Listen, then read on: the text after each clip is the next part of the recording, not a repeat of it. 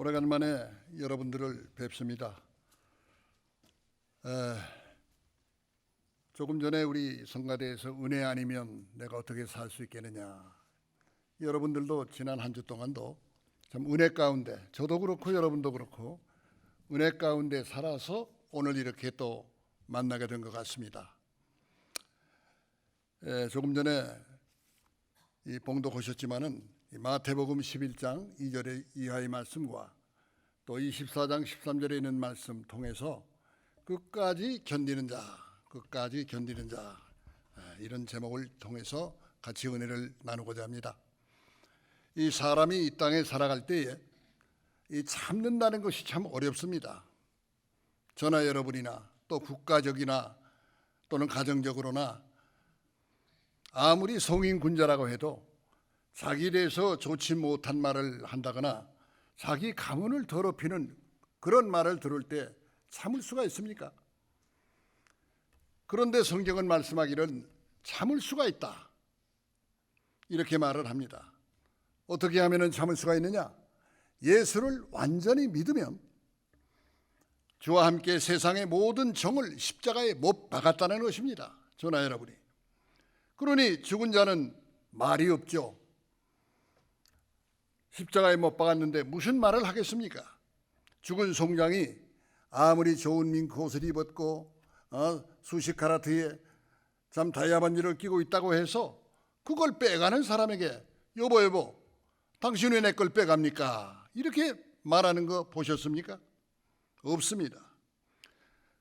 그러니 솔직히 말해서 너나 나나 할 것 없이 똑똑해야 얼마나 똑똑하고 잘나야 얼마나 잘나느냐 말이에요. 우리가 예수를 믿으면서 양심상 조금 더 거짓이 없었습니까? 부부 생활에 있어서도 아내에게 거짓말한 적이 또는 아내는 남편에게 거짓말한 적이 없습니까? 자기가 죄짓고 자기 욕먹는 그런 얘기는 하지 않았겠죠? 이런 부부가 성경의 뜻으로 볼 때 참 부부냐 한다면은 성경은 부부가 아니라고 합니다. 부부는 무촌이라고 하지요. 촌수가 없는 한 몸이라고 하면서 인격이 똑같아야 한 몸이지 육체만이 한 몸이면 어디 참 부부입니까? 육신의 정욕에 불타서 임시 이용해 먹기 위해서 하나가 되는 것이 어디 한 몸입니까? 그건 짐승에 지나지 않습니다. 참으로 참는다는 것은 힘듭니다. 목사님들이 거룩한 척 하지만은 그 거룩해봐야 얼마나 거룩합니까? 경건하다고 하면서 남이 알지 못하는 가운데 속은 전부 다 은큼해가지고 말이죠. 믿지도 못하면서 세상의 쥐꼬리만한 그 지식을 먼저 그 분야에서 연구하고 배웠다고 떠들어대는 거, 그게 그리스도인들이겠습니까? 제가 말하지만은 물론 그것이 나에게도 해당되는 말입니다. 어항 속에 붕어가 투명하게 보이듯이 사실 우리가 옷을 잘 입고 나와 있지만은 사실은 전부가 위선적이고 거짓된 것 아니겠습니까? 그렇다고 해서 우리가 벗어본들 남자 여자 부끄러운 것밖에 더 보이겠습니까? 하나님이 그런 걸 보십니까? 하나님은 우리 심장과 폐부를 잘 살피시는 분이라고 했습니다. 우리 모든 세포, 모든 세미한 부분까지 욥기 14장 16절 말씀 볼 때 다 아신다는 거예요. 하나님은 우리가 이 땅에 태어나서 걸음만 횟수, 또 자고 일어난 횟수, 숨 쉰 횟수, 사람이 어디 알아요? 모르잖아요. 그런데 하나님은 그런 거 다 아신다고 시편이나 욥기서에 말씀하고 있습니다. 그렇기 때문에 참는다는 거, 참고 믿으려니까 괴로워서 에이 내 그딴 놈이 교회 안 나가, 또는 나 그놈과 상종하면 성을 가라, 이런 말들을 하죠. 그러니까 우리는 때가 때니만큼 참 하나님의 때는 그만두고 우리 인생의 때를 봐도 오래 산다는 보장이 없잖아요. 그러니 우리는 인생의 마무리를 잘 해야 합니다. 선악간에 하나님 앞에 가서 심판받는 것은 틀림없는 사실이에요. 행한 대로, 믿는 대로, 심은 대로 거두는 건 틀림없습니다. 그래서 오늘 제목이 끝까지 견디는 자라. 이렇게 했습니다. 오늘 본문인 마태 24장 13절 아까 같이 봉독을 했지만은 누구든지 끝까지 견디는 자는 구원을 얻으리라 했어요. 그런데 또 다른 본문인 마태 11장 2절 이하의 말씀을 보면 과연 세례 요한이가 끝까지 견뎠느냐? 도리어 남까지 의심하게 만들지 않았느냐 하는 것입니다. 세례 요한이 감옥에 갇혔죠. 감옥에서 예수님이 하신 말들을 들었습니다. 불쾌한 얘기들이에요. 도무지 이해할 수 없는 일들입니다. 하나님의 아들로서 그런 참 일을 하다니, 이렇게 생각하고 있는 판에 요한의 제자가 요한의 면회를 왔습니다. 오니까 옳다, 너 잘 왔구나 해서 그 제자에게 말하는 거죠. 너 예수님한테 가서 꼭 여쭤봐라. 뭘 여쭈죠? 진짜 당신이 이 땅에 메시아로 오신 사람이요, 아니면은 우리가 다른 사람을 기다려야 됩니까? 이렇게 여쭤봐. 세례 요한이가 좀 참았다면은, 말씀이 이해가 됐다면은, 참고 기도를 했다면은 이런 질문을 주님께 하지는 않았겠죠. 하나님이 기뻐하시는 것이 뭡니까? 믿음 아니에요? 믿음이 있어야 하나님이 기뻐하신다고 했습니다. 이 믿음은 두 가지 양태로 표현이 됩니다. 첫째는 그가 계신 것과, 즉 하나님이 분명히 실존에 계신다는 것이에요. 우리 사람들은 모든 생활에 하나님보다 사람을 두려워합니다. 그래서 사람이 없을 때, 안 볼 때는 자기 마음대로 행합니다. 마음의 옷깃을 다 풀어제치고서 미친 사람 모양으로 참 규모 없이 행하다가 남이 보게 되면은 이발하고 목욕하고 옷도 깨끗하게 입고 앞뒤 규모가 정확해요. 그러니 하나님을 믿는다면은 하나님이 기뻐하시는 것, 즉 분명히 당신은 하나님이 살아계신 것을 믿느냐, 하나님의 실존을 믿느냐 할 때 믿지 못하기 때문에 자세가 흐트러지는 거 아닙니까?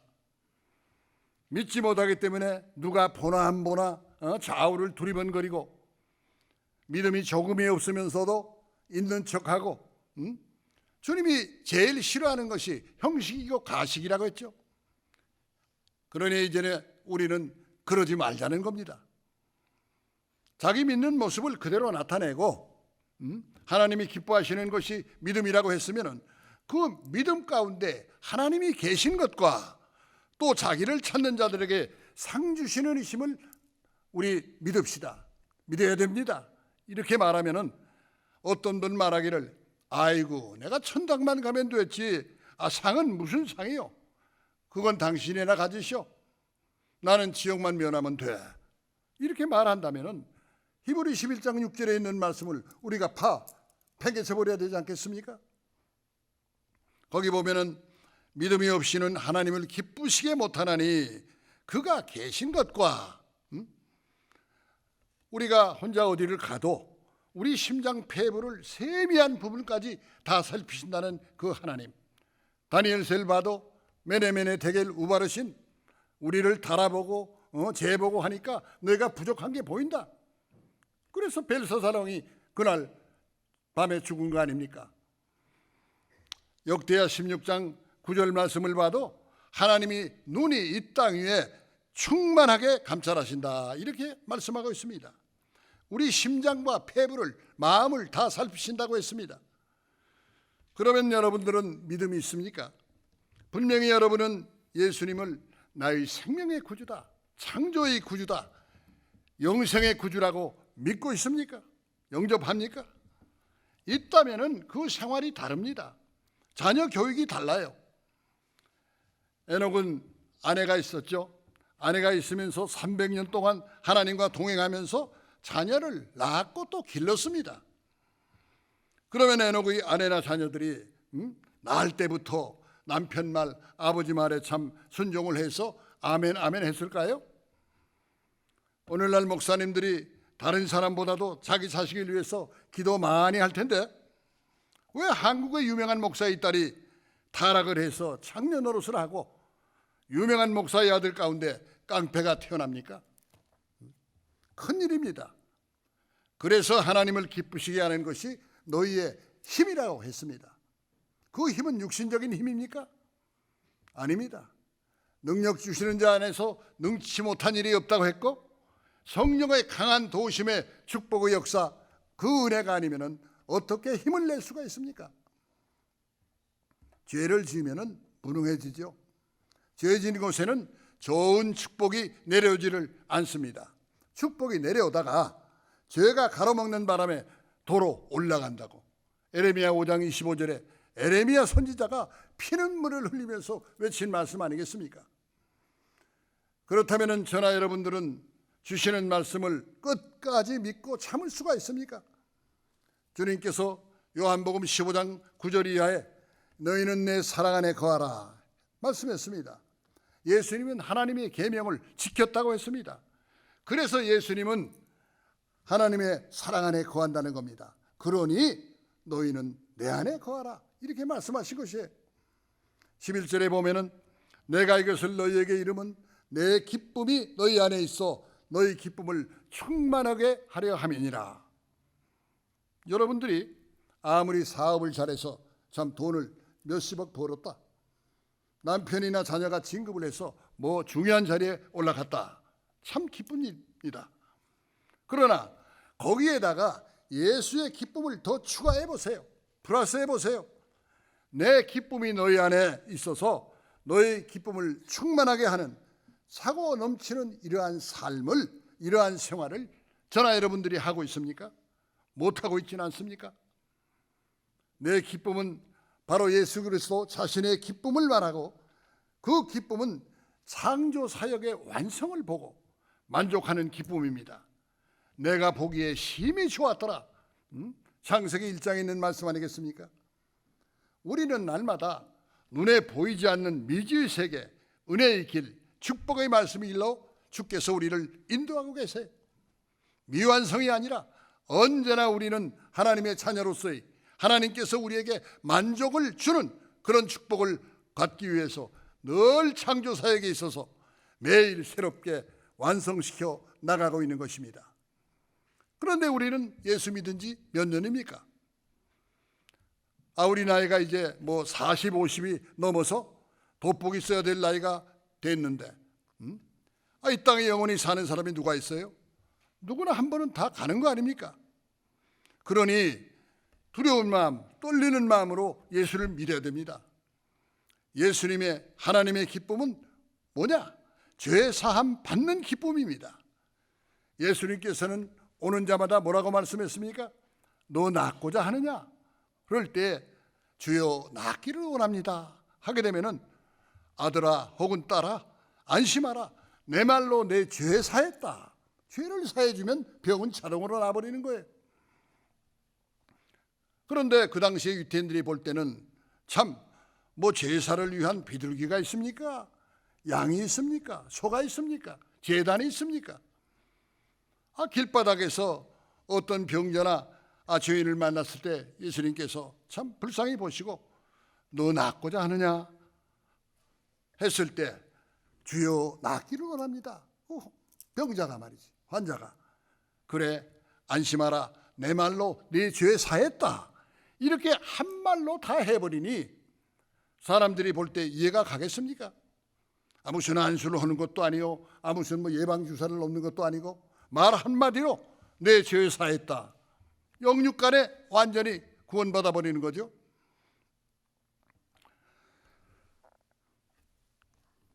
예수께서 바리새인 시몬의 집에 들어가셨을 때 보세요. 어느 죄 많은 여자가 값비싼 향수를 가지고 왔죠. 가지고 와서 예수님이 머리에서 부었습니다. 그러니 그 향수가 머리를 적시고 몸을 적시고 그 다음에 발을 적시고 방바닥에 흘러내린 거 아닙니까? 거기다가 그 다음에 또 그 젊은 여자가 자기 머리카락을 풀어서 예수를 발을 비벼대면서 씻고 있으니 오늘날이나 그때나 사람들이 그걸 보았을 때 좀 미친 것, 미친년 하지 않았겠습니까? 그때 예수께서 비유로 말씀했죠. 나를 많이 사랑하는 사람은 많은 죄가 사함을 받고 나를 조금 사랑하는 사람은 죄가 조금 사함받는다. 이러니 도무지 이해가 가지 않는 거예요. 세리, 장녀, 죄인들과 더불어 먹고 마시는 것을 세례 요한이 옥중에 갇혀 있을 때 다 들었어요? 메시아가 와서는 그렇게 안 할 텐데.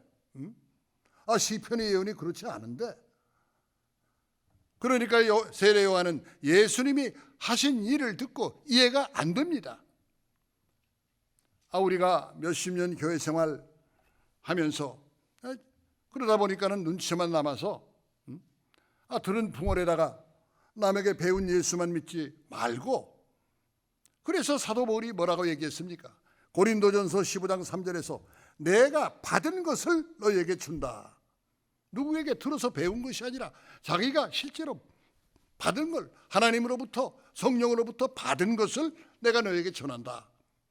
그렇게 말씀을 했어요. 찬송가에도 있죠. 예수를 믿는 사람은 자기가 받은 증거가 있다고 그랬어. 그래서 찬송에도 예수 믿는 것은 받은 증거 많도다 우리가 하잖아요. 예수 믿는 증거는 막연한 증거가 아니고 확실한 증거입니다. 그러니까 배신할 수가 없죠. 요한일서 5장 9절에도 기록되어 있죠. 이러한 증거를 가지고 예수를 믿어야 되는 거예요. 끝날에는 고린도전서 15장 57, 58 마지막 절 보게 되면은 예수 그리스도로 말미암아 우리에게 이김을 주시는 하나님께 감사한다고 했어요. 즉 모든 생활에 승리케 하시고 또 신앙이 단단해져서 시대의 변천에 따라 신앙이 좌우되지 않고 항상 주의 일을 참 더욱 힘쓰는 자들이 되기 위해서 날마다 우리가 새롭게 돼야 한다고 했어요. 그래서 에레미야 선지자는 하나님의 일, 여호와의 일을 태만히 하는 자는 저주를 받으라. 아주 저주를 해버렸습니다. 이것은 믿음이 없이는 그런 말을 할 수가 없죠. 안 되는 일이지요. 그러면 어째서 세례 요한이가 입에 침에 마르도록 메시아를 증거를 했는데 세상이 나오기 전부터, 태어나기 전부터 예수의 어머니 마리아와 세례 요한이 어머니 엘리사벳이 만난 것은 그 세례 요한이가 자기 어머니 뱃속에 있은 지 6개월 됐을 때 마리아가 가브리엘 천사장으로부터 하늘의 음성을 들었죠. 나실바 메시아가 당신을 통해서 낳는다. 남자 없이 성령으로 낳는다. 이 응답을 받고 가다가 그 엘리사벳을 만났잖아요. 그럴 때 그 엘리사벳의 뱃속에 있던 세례 요한이가 뱃속에서 뛰놀았다고 그랬어요. 뛰놀면서 아기 예수에게, 아직 형성 안 된 예수에게 경배한 걸 보세요. 이미 만세전에 예정될 뿐 아니라 성별된 생활입니다. 이 요한이가 세상에 나와서 또 뭐라고 예수를 증거를 했습니까?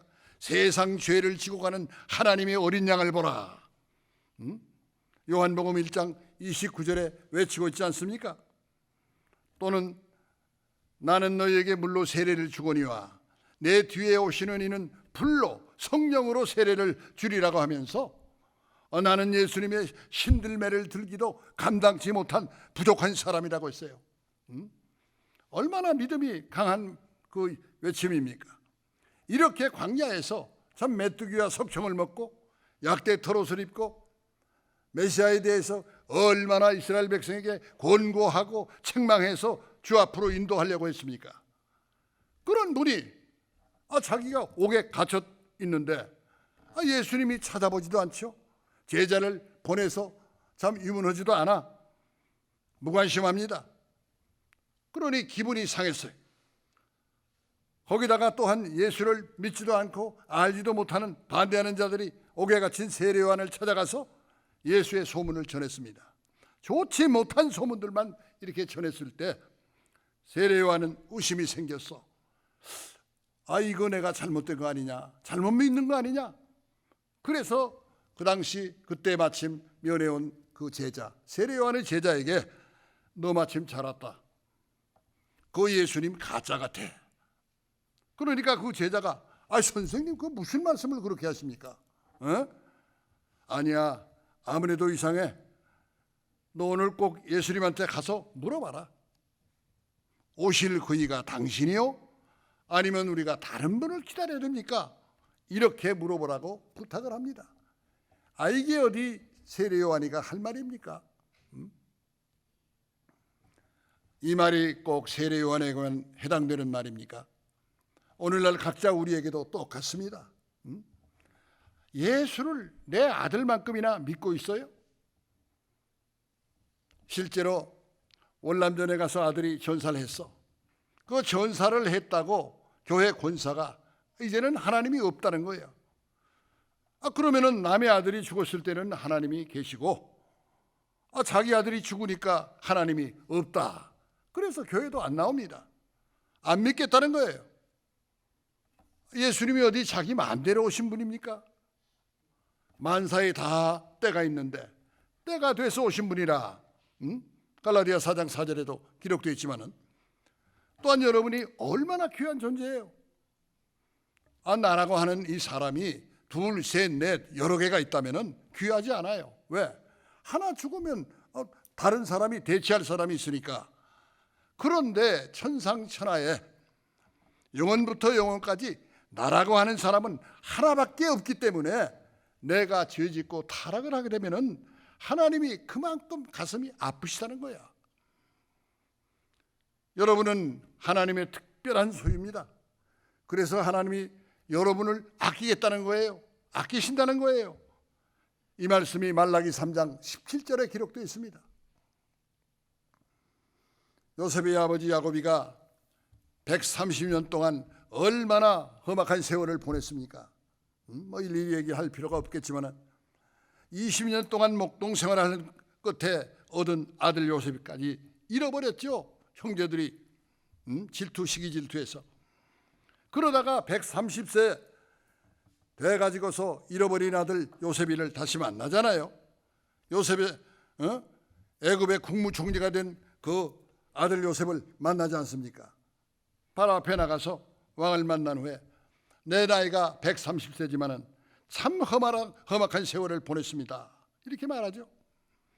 영특한 아들 이 요셉 때문에 애굽 나라가 복을 받았고 요셉의 부모들에게 바로 왕이 대접한 걸 보세요. 얼마나 극진히 대접을 했습니까? 고센 땅 가운데 제일 기름진 땅 라암셋을 그들에게 줘라. 그런 명을 내렸지 않습니까? 그렇기 때문에 우리 성도님들 보세요. 요셉이 나라에 충성할 때 참 그러한 보상이 부모들에게 내렸다면은 우리가 하나님의 뜻을 위해서 일할 때 하나님은 반드시 자기를 찾는 자에게 상 주시는 분이라고 하는 것을 믿어야 된다고 했으니 여러분들이 행한 대로 상급이 있다고 하는 것을 의심 없이 믿으시기 바랍니다. 우리가 다 아시는 말씀이지만은 만사에 때가 있어요. 우리가 만사에 때가 있다 얘기들 잘 하죠. 솔직히 오늘 내가 어떻게 될지 누가 압니까? 나도 몰라요. 내가 설교하는 도중에 또는 끝난 다음에 하나님께서는 오라 하게 되면 가야 되는 거 아니에요? 그렇기 때문에 항상 어떻게 하면은 내가 하나님께 영광 돌리고 하나님 앞에 찬송이 될 수 있느냐? 하나님의 영광을 다른 자에게, 하나님의 찬송을 우상에게 주지 않는다고 이사야 42장 8절에 말씀하고 있습니다. 그렇기 때문에 너희가 먹든지 마시든지 무엇을 하든지 하나님의 영광을 위해서 하라. 또 우리를 하나님께 영광을 돌리기 위해서 이 땅에 보냈다고 하면 우리가 하나님의 영광을 위해서 일해야 될 거 아닙니까? 그러면 제가 여러분에게 하는 사업도 직장도 다 그만두고 교회 나와서 사십시오, 그 말입니까? 아닙니다. 바로 직장을 교회 삼고 제단 삼아서 하나님께 영광 돌리는 삶을 사시라는 말입니다. 우리가 생활하는 것이 하나님 앞에 또 사람 앞에 만물 앞에 부끄러움 없는 삶을 살아가고 있느냐? 요한의 제자가 예수께 와서 그랬죠. 오실 그이가 당신입니까? 우리가 다른 이를 기다리까? 그랬을 때 예수님께서 뭐라고 대답을 합니까? 너 가서 요한에게 전해라. 너희들이 보는 것처럼 문둥병자가 고침을 받고 앉은 맹이가 일어나고 소경이 눈을 뜨고 가난한 자에게 복음이 전해진다 하라. 그렇게 말씀했죠. 그러므로 누구든지 나를 인하여 실족치 않는 자가 복이 있다. 시험 들지 않는 자가 복이 있다는 거예요. 세례 요한아, 너는 나 때문에 실족했구나 하신 이 말씀이 그 이면에 숨은 예수님의 탄식을 우리가 들어야 됩니다. 사명의 사람 요한아, 네가 무엇을 보려고 광야에 나갔더냐? 왜 광야에 나갔어요? 찬바람 쐬기위해서 나갔습니까? 바람에 흔들리는 갈대 구경하러 나갔습니까? 아니면은 좋은 옷 입은 사람 보러 나갔어요? 좋은 옷 입은 사람, 호의호식하는 사람은 왕궁에 가야 있지 않느냐? 주님의 이 말씀이 마음이 편해서 하신 말씀입니까? 세례 요한이가 은혜를 받아보겠다고, 하나님의 명령을 들어보겠다고, 확인하겠다고, 믿음을 가져보겠다 해서 광야에 나가서 기도하면서 그 시간을 가진 거 아닙니까? 예를 들어서 여러분의 남편이 사업을 하다가 사기를 당해서 망했어요. 회사가 날아가게 생겼습니다. 그 남편은 밤잠을 자지 못해 혈압이 올라 한숨만 쉬는 괴로운 나날입니다. 그런데 다 큰아들, 대학 다니는 아들이 이런 아버지의 심정을 이해하지 못하고 찾아왔습니다. 아버지, 나 돈 좀 주세요. 왜? 좀 쓸 데가 있어서요. 얼마나 필요해? 한 30만 원만 주세요. 한국에서 얘기니까 30만 원입니다. 여기서 해봐야 300불밖에 더 되겠습니까? 그런데 이렇게 아파서 지금 참 마음과 몸이 괴로운 아버지한테 와서 이런 돈을 달라고 하는 뻔뻔스러운 아들이 그 아버지의 마음에 못을 박는 자식 아니겠어요? 정말 진정한 아들이라면은 아버지 안색이 좋지 않으신데 어디 편치 않으십니까? 제게 말씀해 주시면 안 돼요? 이런 자식이라야 참 자식이 이런 말 한마디로 천근만근 무거운 그 아버지의 그 짐이 덜어지는, 가벼워지는 그런 마음을 느끼지 않겠습니까? 사랑하는 성도 여러분, 우리가 예수를 믿은 이래로 주여 주여 하면서 항상 하는 거 보면은 자기 일, 자기 일심만을 위한 기도를 했지, 내 뜻대로 마옵시고 아버지 뜻대로 하옵소서, 참 맡기는 그런 기도를 몇 번이나 해봤습니까? 그렇기 때문에 오늘 주시는 말씀을 통해서 이제는 내가 정말로 하나님이 기뻐하시는 일을 해야 되겠다 결심을 하고 안타까운 주님의 심정을 헤아리면서 정말 예수님을 위한 신령한 변호사가 되고 예수를 위해 대신 매를 맞는 그러한 심정을 가지고 성경을 읽고 예수를 믿고 교회 생활을 하는 모두가 되시기를 주님의 이름으로 축원하겠습니다. 기도하십시다. 은혜로우신 아버지 하나님, 감사합니다. 이제 세월이 빨리 흘러서 벌써 금년에 석 달도 남기지 않은 이러한 시점에 도달했습니다. 과연 우리의 신앙이 세월이 감과 함께 더욱더 단단해지고 참 이제 주님의 재림이 가까울 이때를 당해서 아직도 이 세상에 정을 붙이고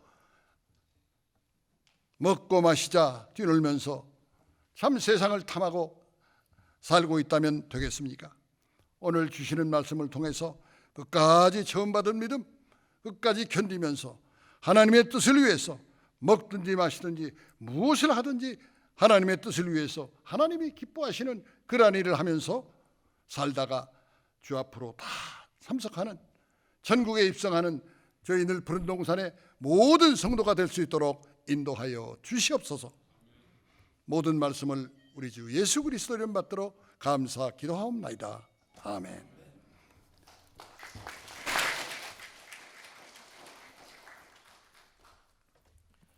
받으신 말씀을 깊이 생각하시면서 찬송가 363장을 부르겠습니다.